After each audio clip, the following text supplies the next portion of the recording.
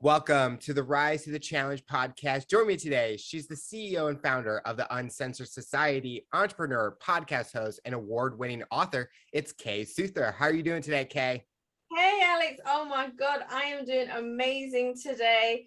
I'm so glad to be here on your show. Thanks for inviting me. We're so excited to have you on the show and talk about your rise to the challenge. What we like to do first is go right to the beginning. Talk about where you're from and what were you involved in growing up? Oh my goodness. Okay, all I can say is get ready. So I'm actually based in the UK. I was born and brought up in UK, London. And God, what was I doing when I was younger? What wasn't I doing? So I remember very, very early on when people were telling me, what do you want to be when you grow up? Right. And honestly, I had no idea, no clue what I wanted to be when I grew up. All I did know is I wanted to be rich. And that was my answer, right? How that was going to happen, when it was going to happen, I had no clue. And so that brings me to the point where most of my 20s, I was going from job to job to job to job to job, right? Because I didn't have a clue what I wanted to be. Mm-hmm. What I wanted to do. And even, oh my goodness, even when I was in college and I was picking a university to go to, I had no idea. I literally, and any parent that listens to this is going to be like, oh my goodness, she didn't, right? I remember going to the college library and I had a list of all the different universities in front of me. And literally, I scrolled my screen, closed my eyes, and just pointed at the screen. And whatever my finger landed on was what I studied, right? And it happened to be law and criminology. So I was like, okay, I guess that's what I'm doing, because I had no clue what to pick. And so I passed, went through uni, did all that, got my qualifications. Now I was like, okay, great. What job am I going to get? Again, I mean, I've gone through high school, college, uni, and I still had no idea what I wanted to do. All I know is everything that I studied, I didn't like.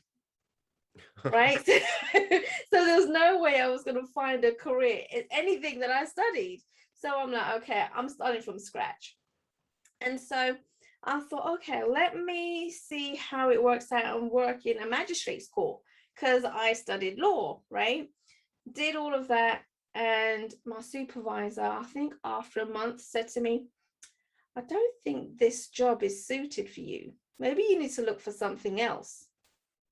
Right. And the reason for that is because what I learned in uni about law and how things should work, I realized very quickly in my first job that it doesn't work like the textbooks tell us. Nope.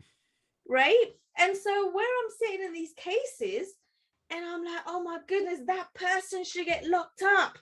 Right. They're getting fines. And I'm like, this doesn't make any sense to me. Right. Uni and textbooks told us one thing, but something completely different is happening in the real world. Now, what is going on here? And so I remember going home frustrated and annoyed and confused. And I'm like, okay, this isn't working out for me. I need to find something else. And so I did things like I was a hairdresser for a little while. Decided I didn't like that because I like cutting people's hair the way I wanted to, not the way they wanted me to cut their hair, right? And and then I became a youth worker for deaf children because I studied sign language. I became an MMA fighter. Oh my God, absolutely love beating the heck out of people. So much fun, right? But then I realized there were certain things that were happening on my journey. Certain things where I guess when I look back and reflect, they were happening for me, not to me, because they were trying to direct me in the direction that I should be going down, right? And so where I finally found like, oh my God, my career, I'm going to be an MMA fighter. I love doing this. I was training hard. And then my coach said to me that I'm ready for my first fight. I was so excited, right? And he goes to me on top of that, he goes to me, your first fight is going to be in Thailand. I was like, oh my goodness, like, could it get any better, right? So I trained even harder. And then it happened. I ended up in hospital. Oh. I dislocated my shoulder, my collarbone, my hip, my ankle, my knee. And what I didn't realize and how damaging all of this was is that I completely it crunched my spine. Right. So it was all over the place. And the doctor said to me, if you continue doing this, then you can end up paralyzed. Like, it's gonna happen. So now I'm there thinking, holy crap, I can't do this anymore. I've got to start all over again and figure this out all over again. Right. No idea now what I'm going to do. Didn't have a plan B, didn't even have a plan A. Right. I just kind of fell into this. And so I stopped doing MMA. I was like in a collar because I couldn't move my neck or anything like this. Right. And I had to recover. And then I was like, okay, what am I going to do now? And then after I recovered a few months later, I decided, okay, I'm ready to go back to work. And just for a joke, an absolute joke, I didn't even think this would even transpire. I applied to be a police officer. Oh. Yeah. Right. And it's just something that came up online. I was just looking online for different jobs out there. And I was like, let me apply for it. You know, they might say no in the end. It doesn't matter. Let's just do it for a laugh and see how far I can get. Right. And applied for it. They sent me all these forms, you know, like vetting forms to vet me and my family and all this kind of stuff. And I was like, okay, let me fill this out and send that off. And then a few weeks later, they sent me a letter saying that, oh, you're invited for a day one assessment. And I'm like, should I go? And I was telling my mom, I was like, should I go or should I just ignore it? She goes, well, go and see what it's like. You're not going to lose anything. So I was like, okay, all right. So let me go down there and see how it is. And it was a whole day assessment, a 9 to 5 whole entire day. Like, it was intense. There was hundreds of people there because there was this huge campaign to employ as many police officers as they can, right? So there was hundreds of people there. And so it was, you know, we had to do 2 role plays. They were intense. I mean, they told you, go and stand in front of that door. When the buzzer goes off, you open that door, walk in, and you got to deal with whatever comes at you in that room. Right? And so you don't know what's going to happen. And so I stood there, buzzer went off, walked in, and I had this guy, he was like 7 feet tall, right? Now you can't see on this podcast, but I'm actually 4'11", right? So this guy was like double my size. And he started screaming and shouting and hollering and yelling and was just like all over the place. And then I looked around and I saw there was a lady assessing me with a stopwatch. And she wanted to see how long it would take me to calm this gentleman down, right? And I was like, oh my goodness. So I eventually calmed him down, sat him down, took a statement, found out what was going on, all this kind of stuff. And then the assessor said to me, okay, your time's up. You can leave now. I'm like, okay, all right. So I walked out the door. And then there was another officer. He goes, right, now you got to stand by that door, wait for the buzzer and walk in. So now I'm like, okay, I'm ready. I'm ready for this huge guy to come at me, right? So the buzzer went, walked in. It was a completely different scenario. Now I had this young little woman crying because her son's got lost in a shopping mall. Oh no. Yeah. So I'm like, oh my goodness. Again, there was a lady with a stopwatch in the corner, seeing how long it's going to take me to calm this lady down. And so I did the same, you know, calm her down, told her it's going to be all right, you know, took a description of what her kid looks like, what his name is, you know, where was the last time she saw him, all this kind of stuff. And then when my time was up, the lady said to me, okay, your time's up, you can leave, right? So that was one thing. And then you had to do like a written assessment. You got to write a letter to the commissioner. They want to see what your writing style is like and whether you can write professionally, you know, something that makes sense. And then again, you have someone with a stopwatch, right? This is a scenario. You got to write to the commissioner. You've got like 20 minutes to write a letter, right? And so that's that. And I guess that comes from because as police officers, we're constantly writing statements. right? Witness statements at the scene, like that. We're constantly doing a lot of write-up. So they wanted to see that. And so then that happened. And then there was a one-to-one interview, not like any interview I've ever been to before. Like they had a binder. In this binder, they had got about 8 different questions. And then this lady, the one that was interviewing me, had a stopwatch. And so she would read the question and then have the stopwatch and be like, you got 4 minutes to answer, go. And I'm like, holy crap. Okay, so I'm like, I'm just spitting out words now, right? I don't even know if any of this is making sense. And then she goes, okay, you've got 1.5 minutes. Got anything else to say? I'm like, no, I guess not, you know. And then they go to the next question again with a stop clock. And so it was so freaking intense throughout the entire day. I was exhausted. I was done. Like mentally, I was like, okay, I'm done. I don't think I did very well because I was saying words, but they had no substance, right? And so I was like, okay, that's me done. They're going to tell me that, you know, you're no good for this. Sorry, but goodbye. You know, and a few weeks went past and I got a letter and they've gone to me, oh, you've passed day 1 assessment with 76%. And I'm like, holy crap. And now they're like, okay, we want you to come in for your day 2 assessment. Day 2, yeah. Day 2 assessment was like the entire physical where they check your eyesight, your hearing, do your swab. You know, you got to do the bleep test and do the running and pick up 35 kilos. Right? Keeping in mind at that time, I was 70 kilos. So that was half my weight. Oh, wow. Yeah. And so I'm like, holy crap, how am I going to do this? But they gave you a few weeks to train up. So I was at the gym like every day running and picking up these weights and stuff like that. But I'm not going to lie, the weights, I struggled. I'm not a big person. I'm a petite person. And so when I do weights, they're little weights. They're not going to be half my weight, right? So this was so challenging for me. And so I remember I did my training. I did the best that I could. Got better and better because I was picking up, you know, heavier weights and running a lot more of a distance and all this kind of stuff. So I know I got better. And I went to day 2. Did the hearing, did the eyesight, did the swab, all good. And then it came to the physical. Did the bleep test. Now, I don't know if you know how the bleep test works, but you're running from one point to the other and you got to keep up with the bleeps. But as you're getting tireder, the bleeps are getting faster, right? So you got to keep up with it even though you're getting exhausted.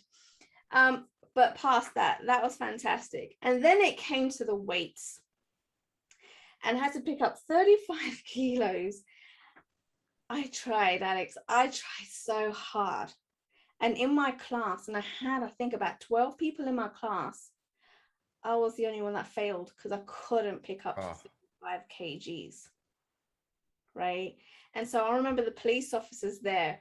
You know, there was 2 female police officers, but they were built like wrestlers. Like they were huge women, right? And they told the class, they're like, everyone's dismissed, go home. And they were like, you stay behind. And I'm like, oh my God, I'm going to be in trouble now. So everyone walked out, got their bags, their coats, they all left, they passed, they know what's going to happen next. I was there and she goes to me, you're going to do this again. I'm like, okay. And then what did she do? She got in my face, told me how pathetic I am, how worthless I am, how no one is going to be able to take me seriously on the streets. How the hell do I dare even applying, right?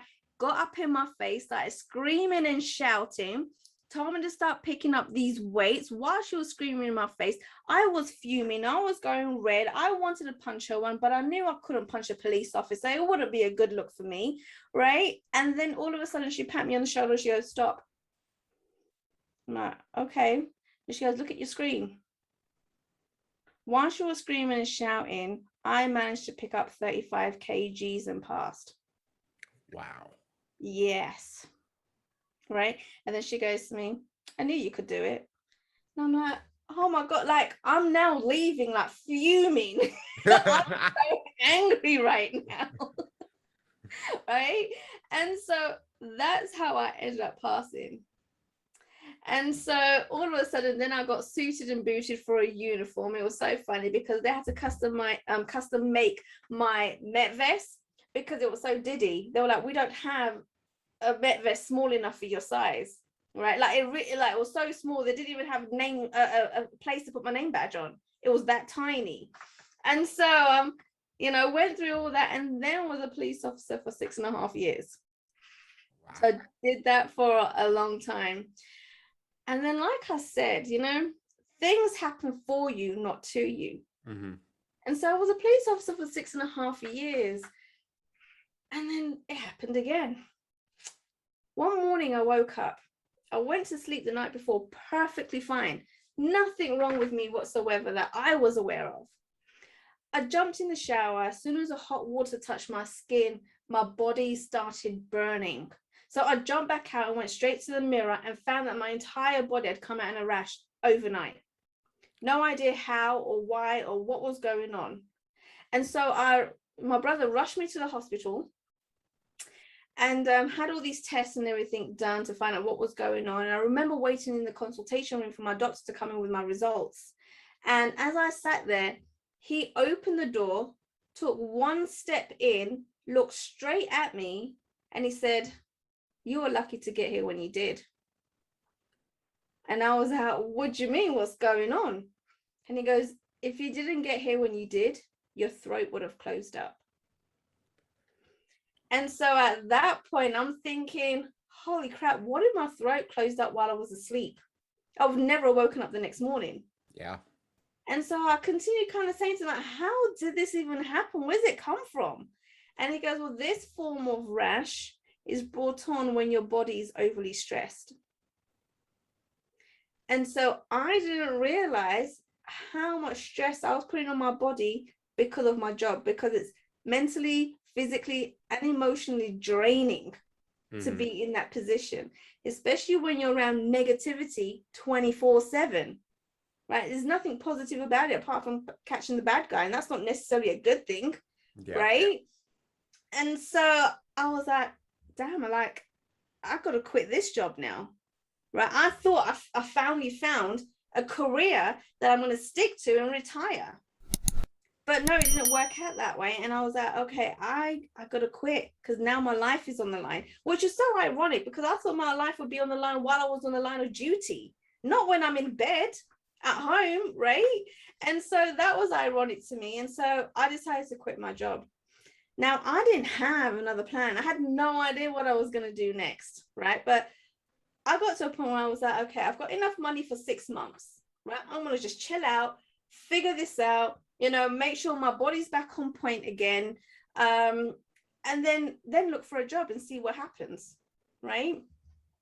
And so I left on Friday, and I remember my friend calling me up and she goes, "McKay, I got an event in central London today. Why don't you come down and network and mingle and speak to all these different people here?" And I was really like, you know what, I can't be bothered. I'm done. Like, I just quit my job. I want to go home. I don't really want to speak to anybody right now. And she was like, look, just come down. If you don't like it, then just leave. So I was like, all right, fine. So I went down and I did what anyone else does when you go to these events. I walked in and went straight to the bar and ordered a drink, right? And the thing is, I was looking around and I realized, I was like, oh my goodness, there's all these people here, all suited and booted, tie and suit and shirt, accountants, bankers. I was like, this really isn't my scene. So anyway, I was there at the bar waiting for my drink to get done. And this gentleman came over to me and started asking me these questions.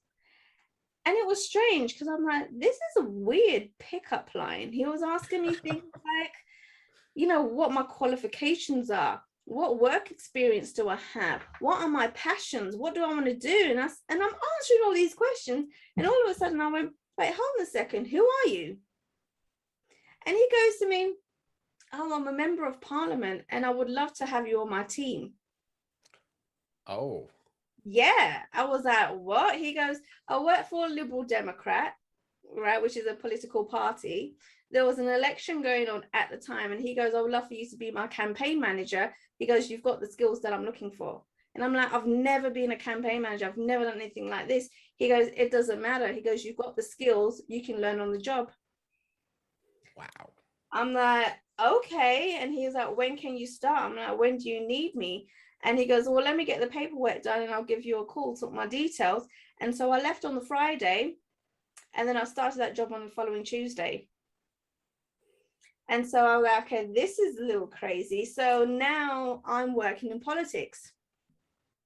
Alex, I didn't last very long in politics at all, right? Because I found out that in politics, there's more criminals than there are in the prison systems. And it didn't work for me at all. And so I was there for about a month and then I just left. I was like, this doesn't work, right?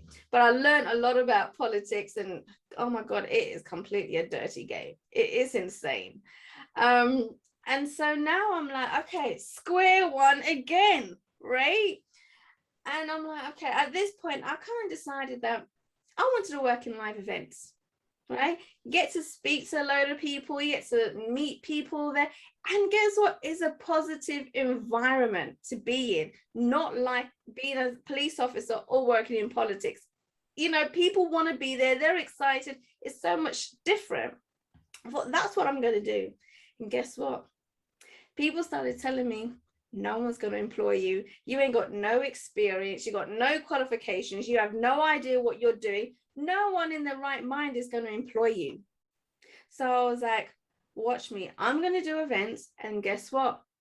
I'm going to be international, right? I'm going to be doing live events internationally.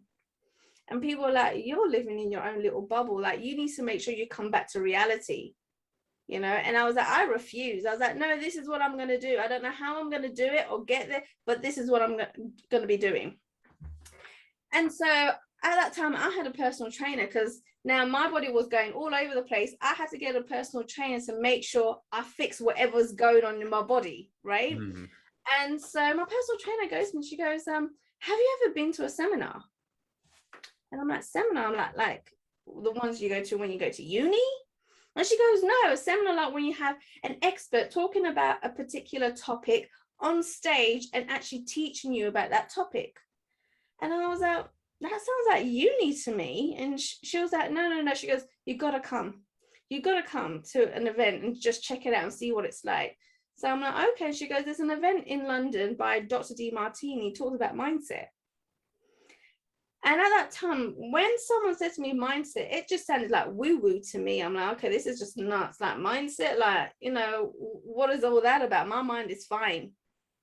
And so we went down to this seminar, watched Dr. DeMartini talk about mindset and all this other stuff, which is really quite interesting because there was a lot of stuff I had no clue, you know, what was involved in all of this. And then I remember my personal trainer goes to me when I got there, she goes, I hope you don't mind, but I asked a friend along as well. So I go, yeah, no problem, more the merrier.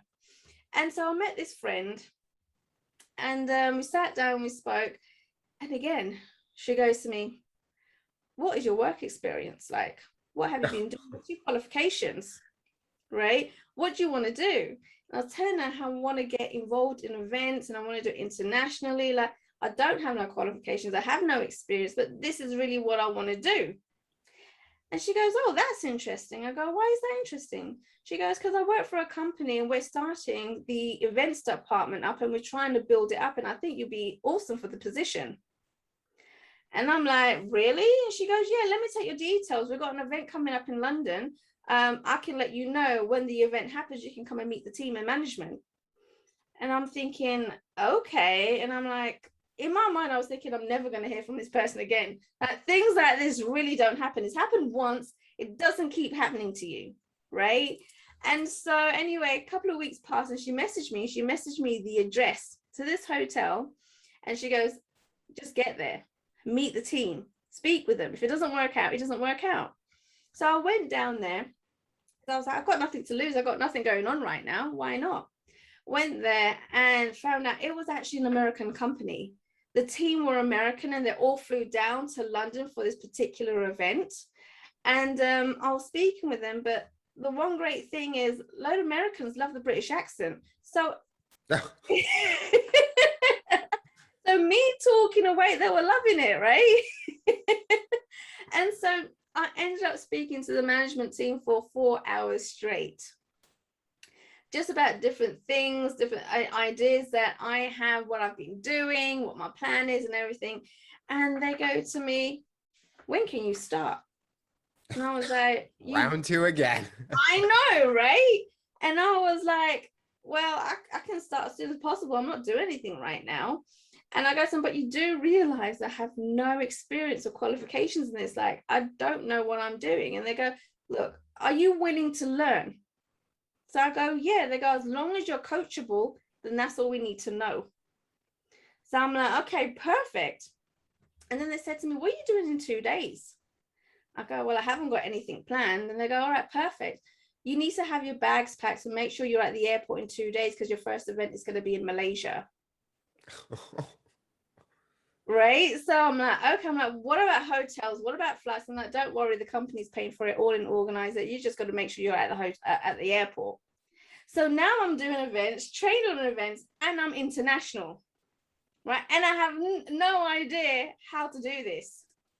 And I was doing it for 5 years, living out of a suitcase, going from country to city to country to city, right? Not being in one place long enough to do anything but these events. But the great thing about it was these events were all business events, right? Where experts and gurus were talking on stage about different aspects of business, sales, marketing, Facebook ads, YouTube, all this great stuff that you need to know about business. Mm-hmm. And I'm actually listening to these experts that have been doing it, and they're multimillionaires.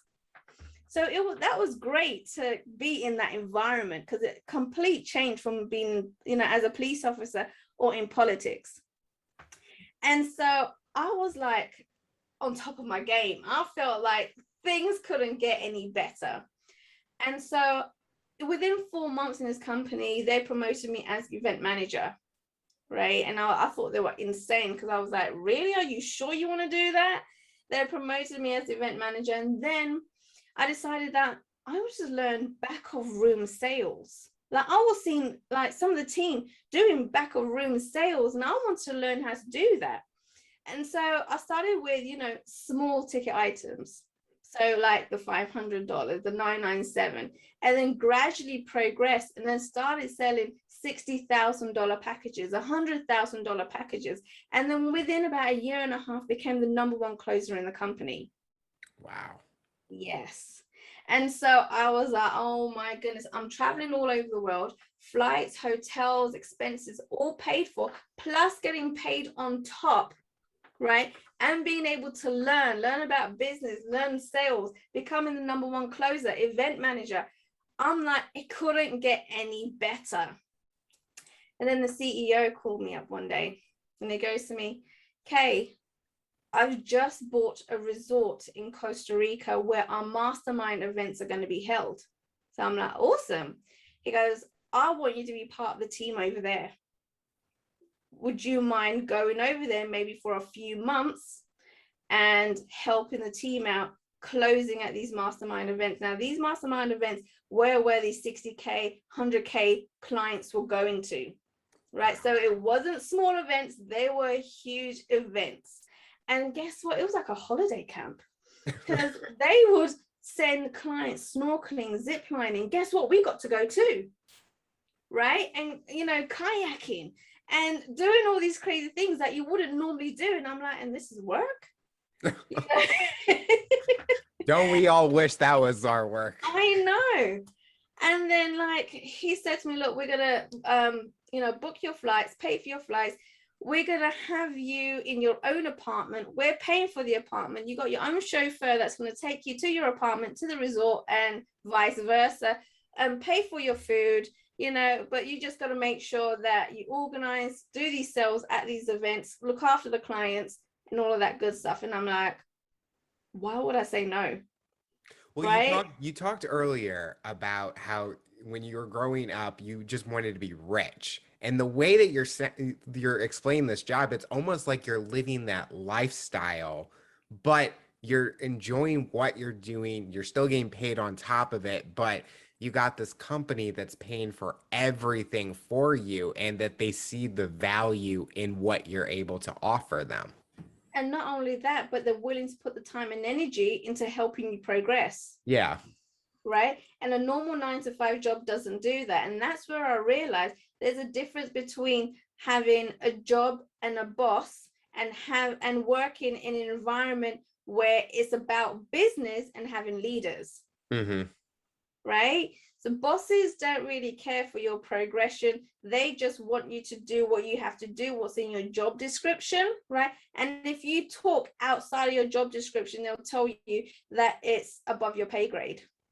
Oh yeah, I've definitely experienced that before. Yeah. And it's like, or you'll get the time where it's not even on the job description and they're telling you you got to do this, and you're like, when did this come? Like, why am I doing this? And that's the part that I think that you hit right on the nail. Is I like when someone puts the time and the effort and values and helps me grow, instead of, this is your job, you're only going to do this. It's like, I'm at an age where I got a lot to look forward to. So I have a lot of goals that I want to succeed and accomplish. And if I'm just doing this baby steps, it's like, I'm not going to get anywhere. And that's what I tell some people, that it's like, how do I get to here? Like, give me all the tools. But it's just Costa Rica, man, I'm just, that just sounds, what kind of events? So these were just like, I mean, the seminars I understand because I've been to a few. Are they different than any person that can put a seminar on? Or was there something that this company does that kind of showcases who they are as a company? So what this company did was, first of all, they had very influential people as speakers, as guests, as experts coming on board, right? That could show that they've made millions using this method, Mm-hmm. right? And that, God, this company was a marketing company, so they marketed and sold very well. Right? They knew how to do that. And not only that, but they were also an affiliate company. So they show people that we can help you make money as well if you come and join us. Right? So we'll show you how to do it. You can do it, and you'll be an affiliate with us, and you're going to earn these commissions. And the kind of commissions they were giving, no other company gives that higher commissions. Wow. Right? So they did everything the right way. Mm-hmm. And just to go back to your point where you're saying about, people saying that it's above your pay grade. So when people said that to me, I remember I would just shut up. I was like, okay, it's above my pay grade, okay. And then when they did exactly that and told me to do a task that was outside my job description, guess what I would say to them? Sorry, it's out of my pay grade. Oh. See, I would be afraid to say that. I wasn't. Now in my 20s, I was outspoken, and I just said it how it was. I still am like that, but now I have a little bit more tact. In my 20s, I was not tactful at all, right? And so if that's what you're telling me, when it comes back around, I'm going to use those same words, right, that you told me. And if you say anything to me, then I'll be like, well, that's what you told me. Remember when we had that conversation? That is that not how it works, right? And so me and bosses, we clashed constantly, right? Because bosses don't like being told, right? Don't like, yeah. So we clash constantly, never got on. And then there's a whole other story about that, because I then joined employment union and took employers management to the union, and all that good stuff happened in tribunals. And so I learned about employment law in the real world, about how that works, what I need to do, collecting evidence, all that good stuff, right? And so in the end, management and HR learned to keep their distance and be careful of what they said. Because then, I learned the right way on how to go about and working with management, right? And what they can get away with and what they can't. And so the minute you gain the knowledge, people get scared. Yeah. Right. So that was my tactic, because I was like, there's no way I'm going to get fired. I'm the one that's going to decide when I want to leave, not you. right? And so then I decided that I'm going to have to learn about employment law and get back in with the union and become a union representative in the company, right? And just get security that way until I'm ready to leave. So that's what I did. But going back to Costa Rica, so I was in Costa Rica. I was meant to be there for about 4 to 6 months, see how it goes. If I like it, then I'll stay. If not, then I'll just come back home again. And then it happened again, Alex. I was there for 3 weeks. All of a sudden, this company shut down. Oh. Yeah. I'm now in a foreign country, don't speak the language, being evicted from my apartment because the company's been shut down and can no longer pay for it, no longer have food, no longer have water because the company was paying for all of that. And then on top of that, didn't get paid for the work that I did and lost out on $20,000. Oh, no. Oh. And so as I sat there realizing, holy crap, I'm homeless in a foreign country, no food or water. What the heck am I going to do? I couldn't stop but laugh to myself. I was laughing and laughing because I was like, this is such a ridiculous situation to be in. And what a 360. Mm-hmm. Right? And so as I sat there laughing, my colleagues were there and they were pulling at their hair. They were crying. They were frustrated. They were annoyed, you know, and they were looking at me. They're like, why are you laughing? Do you not realize what's just happened? And I'm like, yeah, that's exactly why I'm laughing, because it's so silly.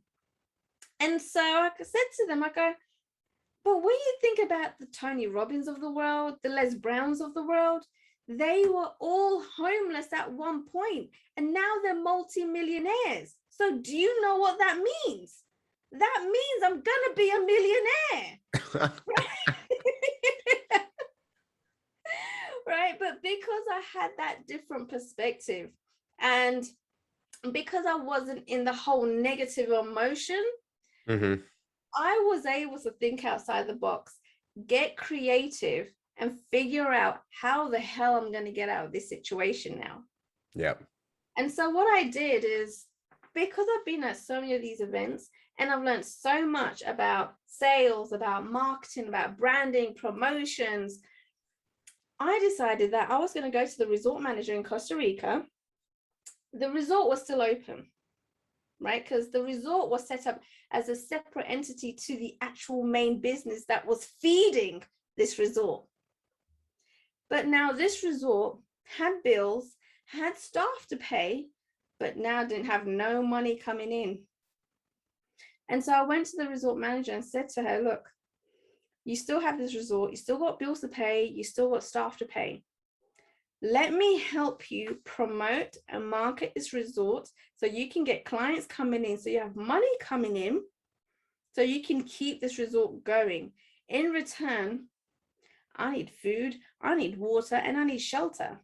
And I go, right now, you got no clients, you got so many rooms, you can just give me one of those. And so because of everything, and I showed her, I got my laptop and I showed her what I can do, how it can be done. You don't need money for this. Everything is online. We can just do it and get it done. And because she knows that, you know, hiring a coach to do this for her will cost thousands of dollars, and all I was asking for was food, water, and shelter, she was like, hell yeah, let's do this. And so I was able to do that for, you know, about a month. And then I decided, hold on a second, if I can do it for this resort, I can do it for other businesses. Yep. And then I decided on the coast, I went to the different hotels, the different restaurants, and pitched them the same thing and show them how to do it. But this time in exchange for money, so I can raise the money to get a flight back home. And I did that for about a month, just over a month, but under about 5 weeks, say maybe. And eventually managed to do all of that, got clients in, helped them get money, you know, bring money in, and then raise enough money to then get a flight back out, which I did. But if I wasn't able to have a different perspective on this situation, right, and realize, holy crap, I'm going to be a multimillionaire now, rather than how the hell am I going to get out of this situation? I've got nowhere to live, I've got no food, and cry in a corner. I wouldn't have been able to come up with a solution that works in order to get out of the situation, right? And so I realized that if I can do this, if I can go from being homeless to then starting my own business, right? And to be fair, it wasn't until I got to a point where I was homeless that I realized what my capabilities were and how much I had learned at these events, and was able to now put it into practice with real life businesses. And so I ended up coming back to the UK after that. And then I thought, holy crap, like I can do this stuff, right?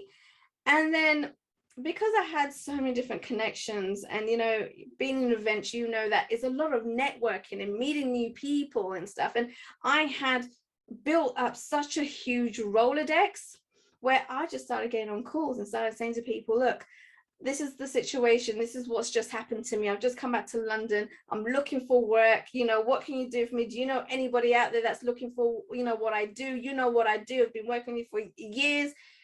And eventually I got someone say to me, okay, there's someone in in Australia who has a business, is doing really well, is making like $1 million a year, which is awesome. He has a team, but he wants to build out and scale his events department.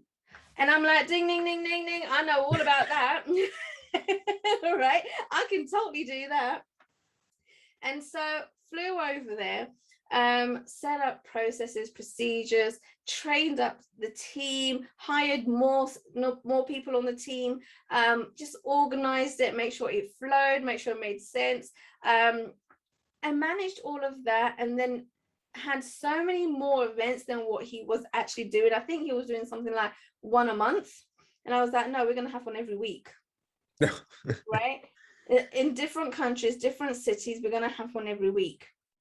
And so we went from place to place to place to place. And where he was making $1 million in a year, he made his first million in 4 months.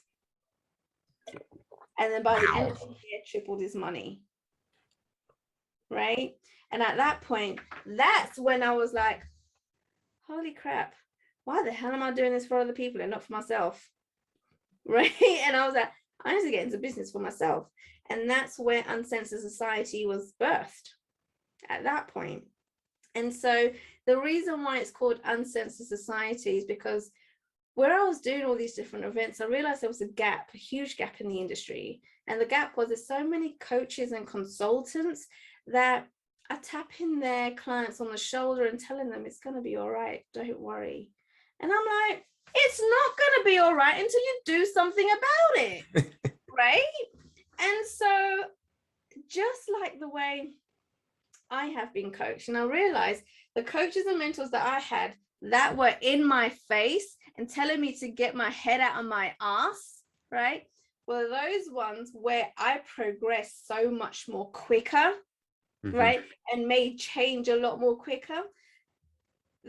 Just like the example I gave you with the police officer that was in my face, right? If she wasn't in my face and I didn't get annoyed, I would not have passed, and I would have been the only one that failed in that entire class. And so therefore, when I tried out these different mentors and coaches, I realized those ones that were telling me it's going to be okay, I didn't find much results. Yep. Right? But those ones I got in my face, the results were like amazing, like more than what I would have thought. And so I decided that Uncensored Society is going to be a coaching program that does exactly that. Right? We're based on getting people the results that they're looking for. We don't deal with excuses or BS. And if you are going to give me excuses and BS, then I am not the coach for you, because I'm going to tell you, you need to find another coach. I'm not the one for you.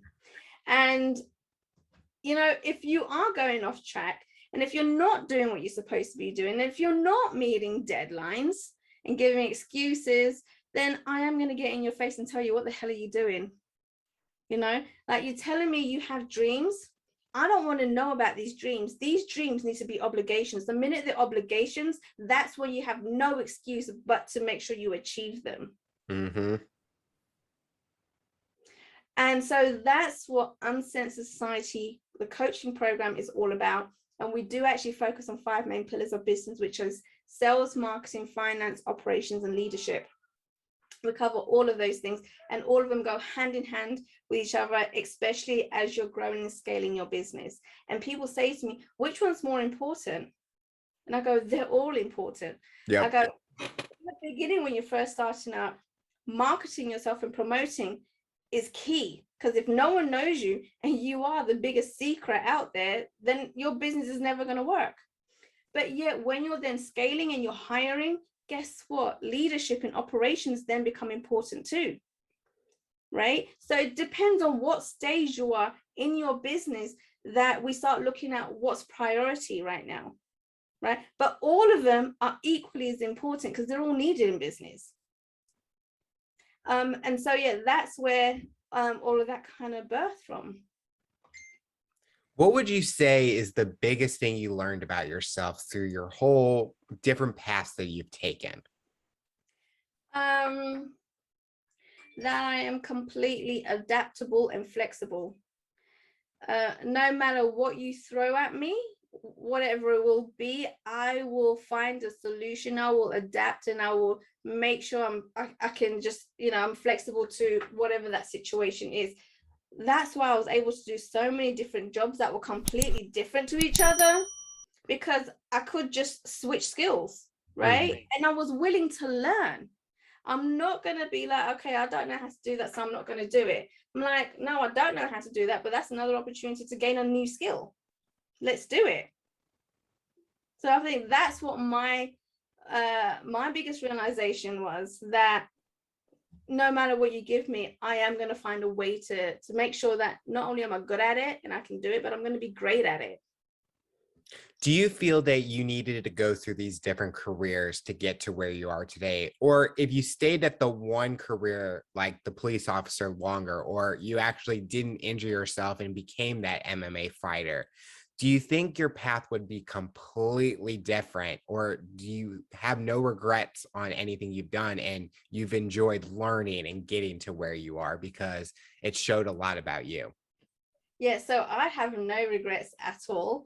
I think the only regret, I would have one regret. Well, the only regret is that I didn't realize this sooner, right? Yeah. But everything that I've been through in the different career paths I've had has added a new skill, a skill that I didn't realize, how important it would be in business. So now all these different things that I've done, I've realized I'm able to communicate with people of different niches, no matter what their background, right? I understand what it means from, coming from a 9-to-5 job, then having your own business, and having the different skills. It just makes me more relatable to people and understand people a lot more, because I've been there, I've done that. I understand where they're coming from. But also learning that just because you come from that place and that's what you know, doesn't mean that you can't change and learn other skills on your way. As long as you're open to it and you're willing to learn, it's completely possible. Yep. What does the future look like for you? What are you hoping to accomplish in the next few years, personally and professionally? Okay, so personally, I'm still really all about my health, right? So I know how important that is, especially when you have your own business. You got to be on point because you are your business. And so I still have a personal trainer. I still box, even though I'm not an MMA fighter. I still box and do like box fit and things like that. It's not intense, but it helps me with my workout and keeping fit, right? And also, as you know, boxing has a discipline side of it as well, so it keeps you disciplined. And you know what? I have morning rituals. I make sure, I keep on with the whole self-development side of it. I have a journal. I like get up at 5:30 in the morning every day, make sure I have time to myself, do my exercises, drink water, try to eat healthy. I say try, that's like my weakness, right? Food is my weakness. And do all that good stuff just to make sure that I am on point. And the other thing is, going through everything and all the different careers that I've had, I now have a story to tell people. Yeah. Part of that is part of your journey, your story. And if I can do it, anyone can do it. That's true. It's just, I think it's more mental than anything. Like you got to be focused, and you have to, like you said, if you don't make it an obligation, you ain't going to stick with it, because we all have these dreams that we're going for, and who's keeping us on track on getting to that goal that we're wanting. So I think that's definitely a good mindset to have, is you got to change how you're viewing it to know, is it a priority that you want? Right. And then the other thing is, I had so many people telling me that I'm nuts, I'm mad, I don't know what I'm doing, I have no clue, I need to come back to the real world. And that gave me an even bigger motivation to prove to them that I can. Mm-hmm. Right. So I used it as fuel. And I was like, watch me do this. Right. And every time I did it, I was kind of like, screw you guys, watch me. Right. Now it's got to a point where those same people are like, if you've got an idea, like, we're not even going to put it past you no more. You're going to do it. Yeah. And so it is about proving those people wrong. And the minute you do prove those people wrong, they're going to turn around and say to you, how the hell did you do that? Yep. Right. And that is such a freaking awesome feeling. Right. And so, I'll just keep going. And the thing is, I love to push my limits. Right. You have to push your limits to know what your capabilities are and coming out of that comfort zone. And so now I'm kind of, I've got Uncensored Society. I then started my podcast. Again, this was not the plan to start my podcast, but people kept asking me, when are you launching a podcast? When is this happening? And I'm like, oh, shoot, I guess I better do this, right? And one of the things that scared me about podcasting was the editing. I'm not a technical person. Let me tell you this. When I was doing events and they told me to set up the speakers, I blew them up, right?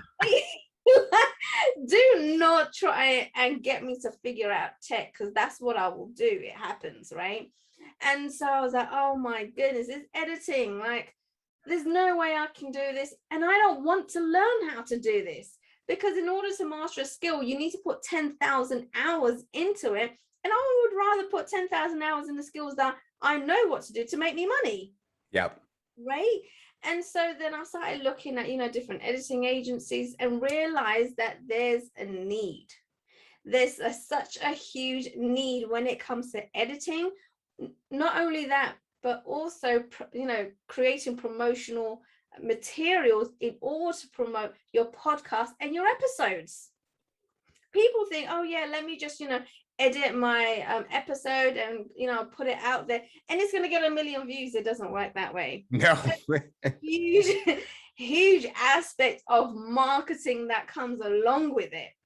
And I found that a lot of people, because they're doing it all themselves, they're finding the guests, they're doing the recording, they're doing the editing, they're doing the promotion, they get burnt out, and all of a sudden they stop their podcast because they're so burnt out. Mm-hmm. And so because of that, I decided, okay, there's a need here. It's, people really, really need to get their head around editing and just start outsourcing it. So I started my own podcast editing agency called makeyourmarkagency.com. And on there, it's, there's things on there to help people to launch their podcast if they're worried about the editing. We take care of that. There's people, if they want to scale their podcast, but doing it all themselves is stopping them and they're not able to scale. Again, outsource that. Get us to do it. We're great at it. We love doing it, right? And it's not for everybody. And so getting it outsourced to someone else that knows what they're doing, that has a podcast themselves and can see where, aspects are needed in this industry.